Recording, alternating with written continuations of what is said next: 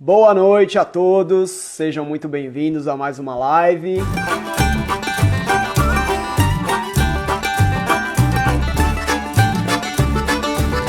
Hoje teremos a presença do meu grande amigo Veb Júnior, que ele vai falar um pouco sobre a experiência dele dentro do mercado do cinema e vai contar um pouquinho pra gente como o contato dentro desse meio influenciou tanto para determinadas mudanças na rotina e nos comportamentos dele e como ele conseguiu aí direcionar o comportamento dele para uma outra forma, tentando evitar esse tipo de situação. Boa noite, meu querido Vebs, como você está? Depois de um longo tempo, né? Quer dizer, nós nem tanto, porque a gente teve a chance de se encontrar na Comic Con, na gravação de um dos meus podcasts, né? E até outras oportunidades aí de involuntariamente acabar se encontrando, né? Pois é. Primeiramente, queria agradecer muito você ter topado participar aqui desse projeto, que eu acho super importante a gente discutir sobre esses assuntos. Como de costume, eu vou fazer a pergunta que eu faço para todos os meus convidados.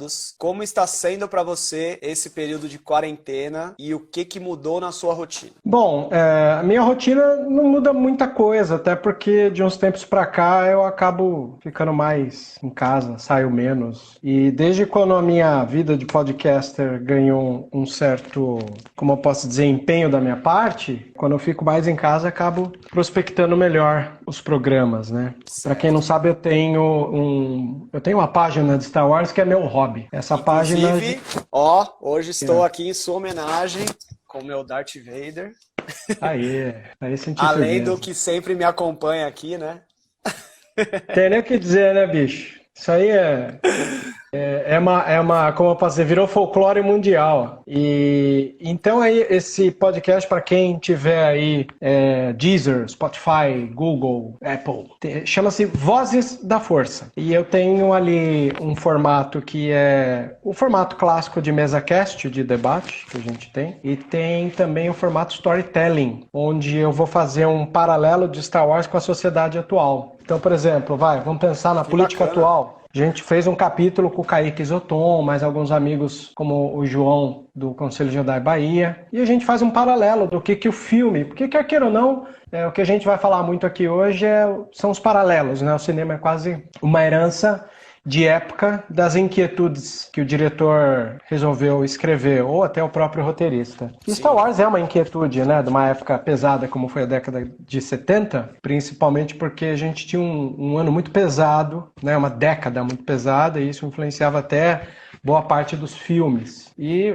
obviamente, boa parte desses trabalhos que o George Lucas criou, mesmo que fosse para distrair um pouco a galera, ele tinha um cunho político muito forte. E nesse cunho político é aí que eu acho que a maior herança desprezada por boa parte do fandom do Star Wars, que é muito tóxico, já que a gente está falando sobre masculinidade, né, tóxica e tal, o fandom do Star Wars ele é bem tóxico, né? Então a gente tenta trabalhar da melhor maneira possível também. Vebs, conta um pouquinho pra gente a partir de que momento você se envolveu com o cinema e como foi pra você esse momento, que tipo de transformação você sentiu que o cinema proporcionou no seu comportamento e na sua rotina que tenha trazido uma mudança significativa na sua vida? Eu praticamente na década de 90 não tinha muita ideia do que eu ia querer para minha vida. Um dos meus melhores amigos, hoje ele é júri de mostras e curador de algumas mostras de cinema, chama Francis. Eu me lembro que ele, conversando comigo, ele falou: cara, como você é um cara muito chegado a histórias e contação de histórias, sugiro você ver como é o ramo do cinema, né? Aí tem um diretor de cinema nacional que ele sempre foi uma pessoa muito caridosa, assim, e fazia bastante oficina cultural. Nesse caso, o nome dele é Carlos Reichenbach, ele é famoso por causa de filmes como Garotas do ABC, Falsa Loura, e ele nesse quesito em criar oficina, ele criava amigos também, né? Então eu me tornei um grande amigo do Carlos Reichenbach. Ele criou uma mostra de filmes raros e extremos e era exibido no Cine Sesc na Augusta, e a gente de princípio eram 2 filmes raros, depois acabou se tornando um filme só. E aí a gente meio que virou amigo, assim, né? E ali endossou mais ainda, através de algumas oficinas culturais posteriores, a ideia de poder imergir a vida inteira em cinema. E, obviamente, assim, o cinema é uma obra do coletivo para coletivo. Se por natureza o resultado dele, ele é feito de uma maneira que você entra numa sala de cinema, as luzes apagam e você tem só a tela de cinema na sua frente como evidência. Essa evidência entre você e a tela de cinema é um elemento transformador onde você vai ver uma obra que tem 2 horas de uma mentira que se veste de verdade e você entra naquele universo, se emociona e acaba, depois da emoção você lembra que aquela grande mentira vestida de verdade, ainda assim era uma grande mentira, né? Ainda que fosse um filme baseado em fatos reais, é uma grande mentira e com todos os elementos dessa roupagem aí te leva a sonhar, a viajar e tal, né? É uma grande imersão, né? É uma imersão, né? Por isso que a sala é escura, por isso que você vê um filme numa sala de cinema é uma experiência que nunca vai ser substituído por assistir uma série na tela do celular. Sim. No meio de um trem, né? Você tá ali dividido entre segurar a barra, né, desviar das pessoas e ver o filme, você não está inteiro para nenhuma das coisas, mas a sala de cinema te mantém inteiro e é aí que você pode ampliar a sua capacidade de sonhar. Por conta disso, ele por natureza já é um elemento transformador, né? O cinema ele é feito de uma maneira que você tem que entrar quando sai na sala e sair uma pessoa diferente, né? Principalmente porque o cinema às vezes ele tem ali uma mensagem, um cunho de mensagem que pode servir para sua vida mediante a sua bagagem cultural também, né? Claro. A gente sabe que nem todo mundo vai captar. Por isso que eu disse que o fandom de Star Wars é um pouco tóxico, né? Porque ele não entende a própria proposta de um filme feito numa década tão pesada da contracultura. Por conta disso, eu acredito piamente que, assim como você recebe a chance de mudar vendo um filme, o processo de você ensinar ele, o processo de você realizar ele, também é um elemento transformador. E para mim, me transformou muito, porque depois dessas oficinas culturais, dos cursos e da própria faculdade, do mestrado e tal, eu estou em constante situação de mudança, né? Eu me lembro até hoje, uma amiga minha, um dia ela foi, eu estava morando em Santos na época, e estava rolando Curta Santos. É uma mostra feita ali, né, na região de Santos, e ali a gente debatia bastante coisas, além de mostrar curtas, né? E um dia ela foi me acompanhar, acabou, ela saiu, eu falei assim, por isso que você é um cara tão intenso, né? Porque, cara, ela entrou num panorama de curtas, e nesse panorama de curtas ela viu ali, em média, acho que 7 a 10 curtas. E ela falou, é muito intenso, é uma montanha-russa de sensações, né? Você vê vários curtas, assim. E é isso, a vida é um pouco dessa condição. Então, se eu não estou podendo realizar curtas, eu estou fazendo a contação de histórias dentro dos podcasts. Então, as mentes inquietas precisam ter uma válvula de escape. Agora, tentando entrar um pouquinho no nosso assunto relacionado a coisas tóxicas e principalmente no papel do masculino, né? Você acha que dentro do cinema existe um papel muito forte de toxicidade, principalmente do nosso papel como homem, e como foi para você ter contato com esse cenário e se ver, às vezes, estando dentro de determinadas situações e talvez parar e falar, olha que merda, né? Tipo, eu também faço isso. Você sentiu em algum momento essa percepção quando você entrou nesse meio ou não? O elemento transformador é aquele que você, quando vai trabalhar na realização ou na pesquisa de uma obra como é o cinema, você tem um intuito o seu intuito é que o filme saia, que a análise do filme, a elaboração da ideia do filme aconteça. Por conta disso, com o mundo atual, é engraçado, e a gente está falando de masculinidade tóxica e vamos pensar no universo de audiovisual.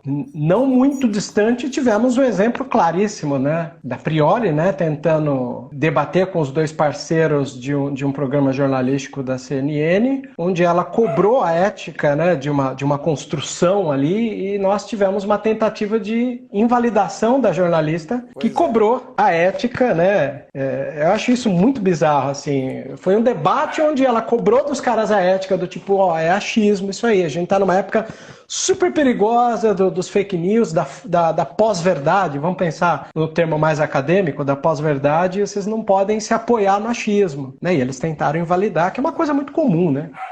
Dentro do universo tóxico machista, é tirar a validade da voz da mulher quando você quer desqualificá-la, né? Para quebrar lá na raiz. Esse é um dos motivos que até me irritou um pouco o final de Game of Thrones, ampliando mais ainda o leque, né? Que é uma obra que estava de vento em polpa ali, trabalhando a questão da fortaleza das mulheres e chega no final e cai no senso comum de transformar a única personagem predestinada desde o começo da série numa mulher louca. Ou como os caras que queriam tirar um sarro da Gabrielle Prioli, porque, né? Então é uma situação delicada, mas eu penso assim, a área de comunicação, que o cinema faz parte da comunicação e artes, ela é muito formada pelo público da diversidade. Se você não tem a empatia de se colocar no lugar do outro, no universo que ele veio, por um bom tempo o cinema ele era o único lugar, por exemplo, onde o gay se sentia à vontade de trabalhar sendo ele gay. Onde a mulher lésbica, ou até termo que elas usam, né? Eu sou sapatona, tanto faz, né? essa questão, ou cis, ou transgênero, era um lugar onde as pessoas poderiam trabalhar sem ninguém olhar para essas pessoas de uma maneira muito torta. Então, entende? É interessante de pensar como esse é um cantinho muito bom. Eu me lembro um dia que eu fui com o meu melhor amigo, aqui no Rude Ramos, tem uma casa muito tradicional de esfirra, que chama Casa da Esfirra. Até, de tanto que eu gosto daquele lugar, uma vez eu pude gravar um curta lá. E eu lembro que um dia eu entrei naquele sábado e eu comecei a olhar as pessoas, né? E era muito charmoso, era aqueles azulejos dos anos 70 e tal. E quando eu entrei, a gente tinha uma família que nitidamente tinha características de família operária da década de 70, 80, do ABC. Aí entrou dois travecões, assim, vamos usar o termo mais popularesco, assim, né? Que provavelmente ia trabalhar depois. E, cara, estavam todos diferentes um dos outros, sentados ali naquela casa da esfirra e comendo. Eu falei, cara, tô num pedaço do céu. Isso é o verdadeiro céu. Que é o lugar que cabe todo mundo que é diferente, né? Sim, e sem nenhum tipo de discriminação por conta das diferenças, né? Pois é, e aquela família tradicional da década de 70, você não via eles olhando para aquele casal de travestis, entendeu? Que ia, provavelmente estava fazendo sua jantar ali para depois ir trabalhar. Cara, tá todo mundo na sua, comendo, como se nada fosse muito estranho. E eu falei, cara, esse é o verdadeiro pedaço do céu. Ninguém tá olhando pro outro com diferenças, né? E hoje em dia as pessoas caçam diferenças. Você nota? Sim. É bem complicado. Não, isso. É se debruçar numa diferença. Vamos pensar na situação atual política, assim. Alguém vai lá e fala um termo super importante para seguir. Vamos pensar a questão do próprio Mandetta aí, que tentou segurar a chefia para manter o isolamento, porque a gente sabe que o mundo inteiro está aderindo ao isolamento, então não tem por que a gente desviar. Aí não demorou muito para vir postagens, fake news, para tirar a validade dele, rebuscando ali alguma história obscura da vida dele. Eu falei, isso é a coisa mais comum que tem, né?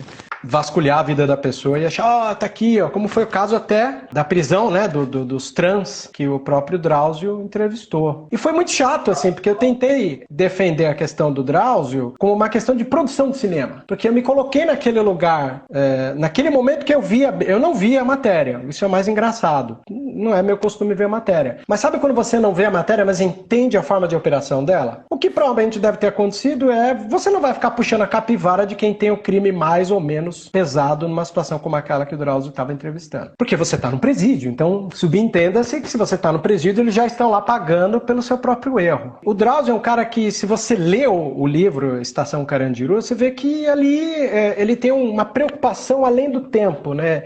Ele pensa que se ele conseguir conscientizar aquelas pessoas para que elas no presídio não se tornem uma bomba relógio de doenças contagiosas, né? É melhor. Então ele é um cara de conscientizar o preso de que ele não pode se transformar numa bomba relógio. Então, por isso, ele está lá para ajudar as pessoas a conscientizar da sua higiene, todas as suas atitudes. Então ele não vai ficar analisando se o cara é um estuprador ou se o cara é um assassino, um serial. Ele sabe que tanto um quanto o outro não pode virar uma bomba relógio quando sair da cadeia. E obviamente existe o calor da produção, que é aquela que você está no meio de uma produção, e isso a gente vê muito em filme, que a situação discorre pela natureza da própria situação. Não é improviso, não. As coisas acontecem. Então às vezes eu imagino que ele não sabia qual era a carga daquele entrevistado e a pessoa ali ficando triste. Até teve isso, uma das explicações que ele deu no vídeo dele, ele explicou, ó, no dia da entrevista, eu vi que ele ficou super, eu falei, quanto tempo faz que você não recebe visita? Aí ele meio que desmantelou, ele levantou e deu um abraço,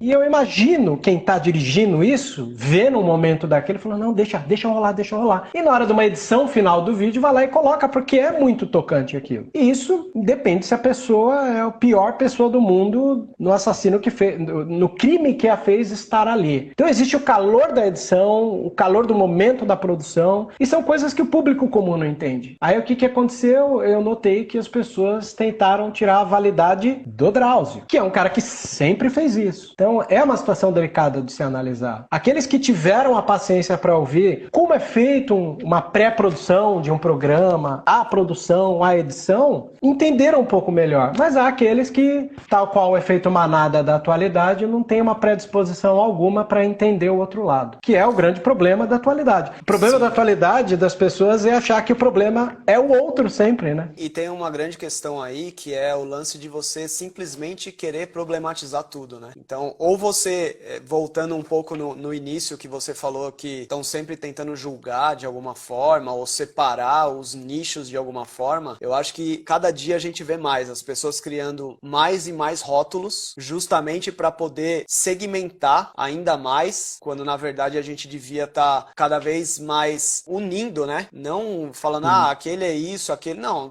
a gente é tudo igual. E essa questão do problematizar, né? Da bipolaridade. O lance que me incomoda demais na sociedade hoje é a polaridade. Se você não é 0, você é 1, e se você não é 1, você é 0, sendo que, a gente tem milhares de opções, a gente tem milhares de caminhos que a gente pode pensar e sentir, mas a partir do momento que você é contra a ideia A, então quer dizer que você é da ideia B. E isso, cara, é um bagulho que cansa demais, porque a gente vê isso em tudo, né? É na política, na questão de relacionamento. A gente vê um monte de discussões que não vão a lugar nenhum e fica naquele embate o tempo inteiro, justamente porque as pessoas elas não têm flexibilidade de parar, ouvir o outro, analisar se aquilo faz sentido ou não e colocar os apontamentos dela em cima do que o outro disse. Elas simplesmente querem ir contra o que os outros dizem. Então, é muito disso que você falou, é a falta de empatia, né? De se colocar numa outra posição que não é a sua, para que você tenha uma análise e aí sim você chegue à sua conclusão. Mas é muito mais fácil você seguir o outro caminho, né? Você usou um exemplo, embora você falou bipolarizar, você também citou um dos termos que eu mais gosto, que é o binarismo, né? Binário, 0, 1, 0, 1. Sim. Né?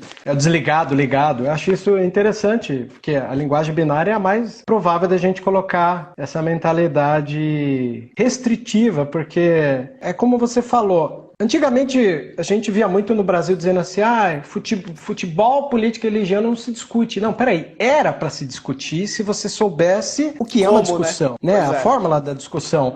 Tal qual, igual você comentou, a ideia de problematizar, eu não vejo problema nenhum em as pessoas problematizarem, desde quando elas tragam a problematização e a gente chegue com a solução do problema e elas não tentem tirar a validade da solução.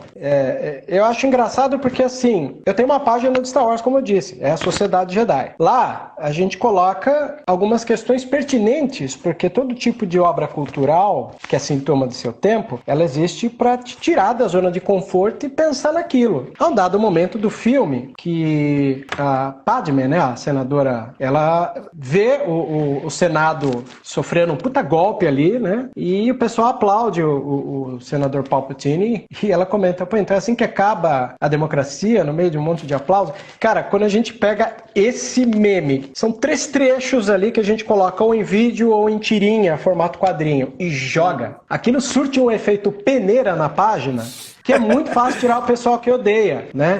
Porque tem um pessoal lá que vem pra odiar. Aí a gente falou, os moderadores estão até acostumados com essa forma. Peraí, galera, se vocês vieram aqui na página pra trocar informações, esse é um perfil social. Social, vocês vão se sociabilizar. Então, partimos do pressuposto que você veio se sociabilizar, trazendo o seu ponto de vista, sabendo que você vai ouvir do outro. Não é imposição. Você vai trazer, como eu disse, veio problematizar? Então, beleza. A gente tem aqui a contraproposta da sua problematização. Você vai ouvir? Não. Então, você não cabe para ficar aqui. Porque aqui é um lugar de trocas, aqui é um lugar de experiências. Se você não veio para trocar, então você não tem nada para colaborar, por favor, pode sair, porque não é útil, né? Uma coisa que eu acho muito louca também é como as pessoas ligam a palavra discussão a algo negativo, né? Elas acham que discussão obrigatoriamente tem que ser algo em que as pessoas saem do tom, perdem a linha e não conseguem chegar num acordo, quando na verdade a discussão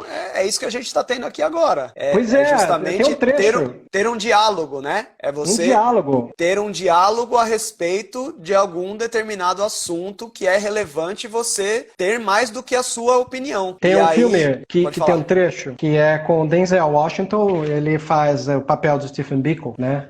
Um grito de liberdade, não é um sonho, é um grito. E a um dado momento ele está debatendo ali com o juiz e o juiz pega no pé dele. Você está propondo uma discussão como isso e não quer violência?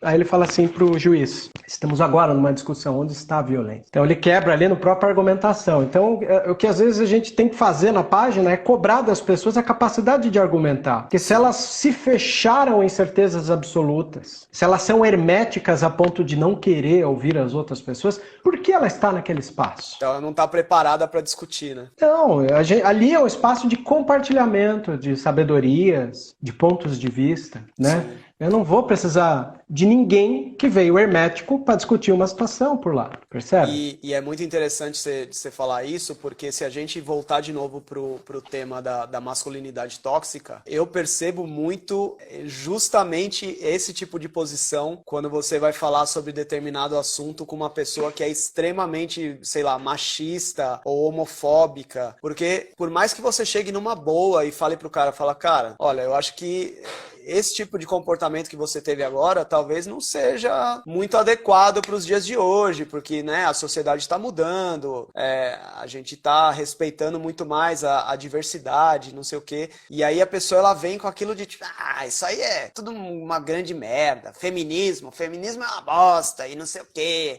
Porque esses viados quer ter o mesmo tipo de comportamento e não sei o quê. Mano, então você vê que a pessoa ela não tá o mínimo disposta a ouvir qualquer coisa diferente do que ela tá habituada, tá ligado? Então eu acho... Eu tenho um trabalho, eu entendo o que você quer dizer, eu tenho um trabalho voluntário que eu fiz por muito tempo junto com os jesuítas, de dar aula gratuitamente para regiões periféricas, né? E regiões longe, assim, eu lembro que a gente chegou a dar 2 anos seguidos na região de Gurupi, em Tocantins. E uma vez eu me lembro que um dos padres, que era super, assim, chegado à vida cultural, ele tava com um All-Star vermelho numa turma, assim, pra jantar. Eu, porra, padre, você tá com All-Star vermelho? Ele falou assim, pra lembrar aquela cena do Sin City, que o filme inteiro é preto e branco, só o All-Star vermelho aparece. Pô, o padre assistiu Sin City? Como assim, né? Aí ele falou um negócio que me marcou, cara. Ele falou assim, eu abro mão de tudo, até o fato de eu ser padre, eu abri mão, né, da vida de família e tal. Menos de ser um homem do meu tempo. Essa frase de você ser o homem do seu tempo, ela é muito importante. Principalmente porque, tal qual disse, o cinema é uma obra que acompanha a atualidade. Ele fala das inquietudes de uma época e tal. Te disse que era o espaço onde boa parte da diversidade se sentia à vontade de trabalhar sem ter problemas de preconceito. Então, o mercado de cinema entende isso. E é sintomático. Um exemplo disso. Já que estamos falando de Star Wars, vou me manter na área de Star Wars. Desde quando a Disney comprou Star Wars e ele teve um novo respiro, a saga nova trouxe uma nova trilogia, novos personagens. E o que aconteceu que tirou o fã de Star Wars da sua zona de conforto? Colocou o protagonista feminino. Colocou um latino piloto de avião. Colocou um negro que era vilão e virou herói. São pontos que já estão sendo observados e que dialoga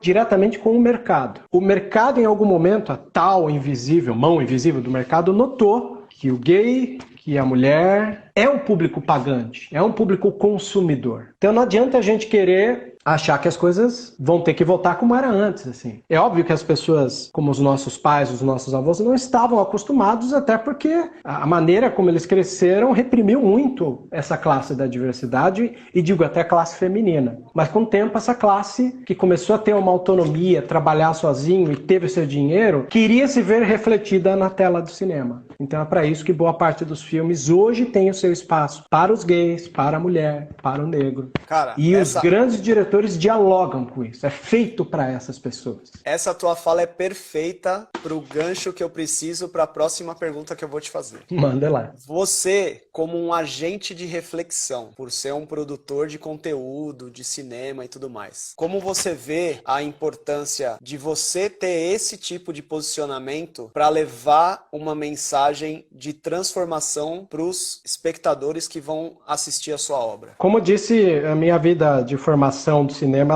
ela começou com o Carlos Reichenbach. O Carlos Reichenbach era conhecido como cineasta de alma feminina. Então, ele colocava nos filmes dele a figura do homem como uma figura errante, que dava murros em ponta de faca, enquanto a mulher sabia o que queria e ia até o final. E a gente tem visto uma nova revolução em prol da mulher, onde ela está conquistando seus espaços sem usar força. A gente está vendo boa parte dos paradigmas serem quebrados, né? O protagonismo americano está caindo porque eles têm um líder boçal, assim, né? Muito parecido com o que a gente vive aqui até. Então, é nessas horas da fraqueza que o espaço se perde para essas pessoas. Embora a gente está num levante conservador mundial, todos estão de olho nisso. O que isso transforma? Se você sabe que o gay, que o negro, que a mulher está consumindo porque eles têm o poder aquisitivo, você tem que entender de uma vez por todas que você ser um homem do seu tempo, você ser uma mulher do seu tempo, é você assumir que essas pessoas estão muito mais presentes junto de você e você talvez não saiba. De repente, o cara mais machista da face da Terra mal imagina que o chefe dele é gay, por exemplo, né? E o chefe dele é aquele cara que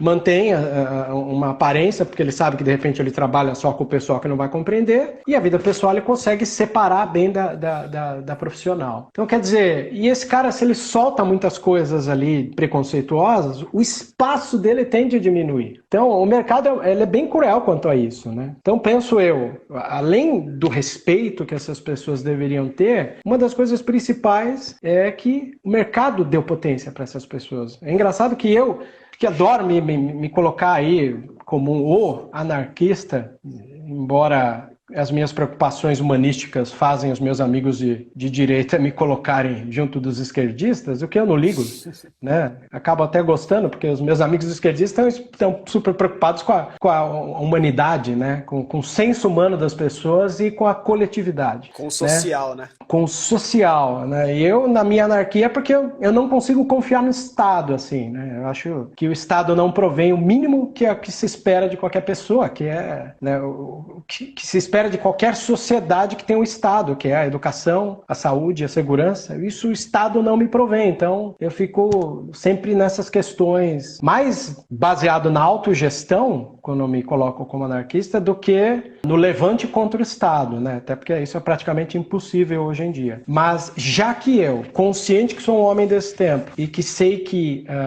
o formato capitalista de se ver, que pelo corona a gente viu ali a fraqueza, né, o tendão de Aquiles do capitalismo com o coronavírus, ele é interessante para a gente ver que essas pessoas estão presentes e elas precisam se analisar muito bem, porque são pessoas da diversidade que estão hoje em dia fazendo o tênis que você está vestindo, o filme que você vai assistir, né? Então, eles estão presentes. E não só respeitar porque o tempo é atual, mas porque eles ganharam essa autonomia pela coragem de serem o que são, né? Quando a gente fala de empatia, a gente fala muito sobre como estar no lugar do próximo, né? Em especial se esse próximo for alguém diferente de você. Na maioria das vezes, quando a gente quer que as pessoas se coloquem no nosso lugar, é porque elas são diferentes de nós. Então, o primeiro filme de fácil acesso, assim, é Se Eu Fosse Você, né? Escolheram o Tony Ramos, símbolo da masculinidade, né? Aquele homem cheio de pelos, e ele troca com a Glória Pires. Então, uma das coisas mais legais é que o homem nunca parou para se ver no lugar de uma mulher e como ela sofre no dia a dia, seja pelos assédios que ela enfrenta, seja sexuais, morais, né? A mulher é bombardeada diariamente, assim. Inclusive, eu tenho uma amiga minha, que é a Dani, do Minas Nerds, uma das pessoas que mais me ajudaram a enxergar problemas da masculinidade tóxica, e ela falou recentemente como é chato ler em piadinhas, memes e textos que a vítima da situação do isolamento por causa do corona sejam os homens, né? Que se colocam, pô, aqui, trancado com a mulher, até que ela é legal, né? Cara, eu até fiz uma postagem, não sei se você viu, logo no comecinho desse esquema de quarentena, falando justamente sobre isso. Era um tema, o vídeo em si, ele falava sobre a questão da traição e de por que as pessoas se colocam nesse ponto dentro de um relacionamento e tudo mais. Mas o que me motivou muito a falar foi justamente ouvir de várias pessoas, assim, postagem, piadinha e meme de tipo, nossa, o cara tá sofrendo, é um guerreiro porque tá tendo que aguentar ficar todo dia com a mulher e não sei o quê. E, velho, você fica porque você quer e se você tem esse tipo de pensamento, você é um babaca, tá ligado? Porque você se propõe a estar numa relação pra depois você ficar desmerecendo a pessoa que você escolheu pra estar do seu lado, pra mim não tem outra palavra que não seja babaca, tá ligado? Então... eu também não entendo, assim, bom, obviamente eu jamais vou chegar nos meus amigos que postaram isso e apontar o dedo na cara nem nada. Sim. Mas no meu timeline, no meu espaço, isso não caberia, assim. Exatamente. Igual, cara, pensa, tô aqui em São Paulo de volta, com a minha mãe e meu irmão aqui, a minha filha tá em Santa Catarina, vou vê-la só no final de toda essa pandemia, assim. Sim. Vou ver a Nicole, que é a namorada daqui, final da pandemia. Então tem, sabe? E a gente tá sentindo falta, né, das pessoas ser mais sinestésicas, os abraços, dizem, né? Sim. Quantos abraços serão dados quando tudo isso acabar? Isso é o mais importante e valioso. Então, quer dizer, esse é um dos primeiros filmes que eu daria a dica de se colocar. Agora, tem um documentário da Netflix, chama-se A Máscara em que Você Vive. Maravilhoso. Baita documentário que fala como o homem é doutrinado para ser tóxico às vezes, né? Sim. Então esse é um documentário que eu sempre vou dar a dica, inclusive num próximo programa só sobre filmes de masculinidade tóxica. O Máscara que Você Vive é um filme que vai ser lembrado de novo, até porque é para endossar, né, o quanto Sim, isso é perigoso. E aproveitando justamente para quem busca esse tipo de transformação com relação a questões de masculinidade, tem um documentário nacional também, que foi a equipe do site Papo de Homem que fez, que chama O Silêncio dos Homens. Que foi, esse documentário é fenomenal, tá aqui na minha listinha também. Que inclusive foi o motivador a me fazer repensar diversas coisas relacionadas a como eu era uma pessoa tóxica, sendo homem, e me fez seguir esse caminho de, eu acho que tem como melhorar e eu acho super importante levar isso à discussão com outros homens, porque, cara, a gente realmente vive num ambiente extremamente tóxico, não importa aonde a gente esteja. Então, trazer isso para discussão é uma coisa que é extremamente necessária, né? Com certeza. Todos temos a chance de romper, né, com o que, já que eu fiz a piada, né, de ser doutrinados, né, sermos tóxicos e tal, a gente pode romper isso, temos a chance. E, na boa, a zona de conforto do machismo é uma das zonas mais fáceis que os homens ficam e não querem sair nunca mais de lá, né? Difícil cortar o cordão umbilical disso. Não, e é muito foda porque eles têm uma rede que garante isso, né? Porque... É alimentado por vários segmentos da vida, eu concordo plenamente. Pois é, então é bem complicado mesmo. Então, Vebs, queria agradecer demais. É um prazer pra mim poder estar aqui sentado com você, falando sobre esse tipo de assunto, porque, cara, eu tava fazendo as contas, a gente se conhece há quase 15 anos já, você tem noção? Não sabia tudo isso, não. Né? Pois e o tempo gente... passa, assim, né? Você foi acabar casando então... com uma menina que foi aluna da onde eu dei aula também. Não eu tenho aquelas coisas que o mundo é muito pequeno, né, cara? É muito irônico. Não, é muito louco. Então, assim, Pois é. pra mim, poder, depois de tantos anos te conhecendo, poder sentar com você e falar sobre um assunto super importante, super necessário hoje, é um prazer imenso. E já fica aqui o convite, então, pra gente fazer um novo encontro pra justamente falar sobre esses filmes e discutir em Vamos cima falar. deles, porque eu acho que é legal também as pessoas não só assistirem os filmes por assistir, né? Mas terem um Sim. pouco de senso crítico E ferramentas, né? Ter as ferramentas para analisar esses filmes. O quanto esse filme e pode de ser útil para refletir, rever né? a própria vida, né? Da reflexão. Exatamente. Vebs, obrigado novamente. E é isso aí, gente. Veb, você quer deixar algum contato seu para as pessoas te acharem, além do seu Instagram? Bom, além do meu Instagram, quem puder, ouça o podcast de Star Wars lá, que a gente cria paralelos com o mundo, né? Dá para criar paralelos com o mundo. Então, visitem o Vozes da Força, que é um podcast que eu tenho muito carinho. Visitem o Cinema Aqui também, que é um site de cinema de um grande amigo meu que chama Vinícius. E o site também de Star Wars, a Sociedade Jedi, né? Um dia eu tô prestes a criar aí um inteiro para cinema, que é o que eu deveria fazer há muito tempo, mas preciso de tempo e dedicação. Mas por enquanto falo só do Vozes da Força, do Cinema Aqui e do Sociedade Jedi.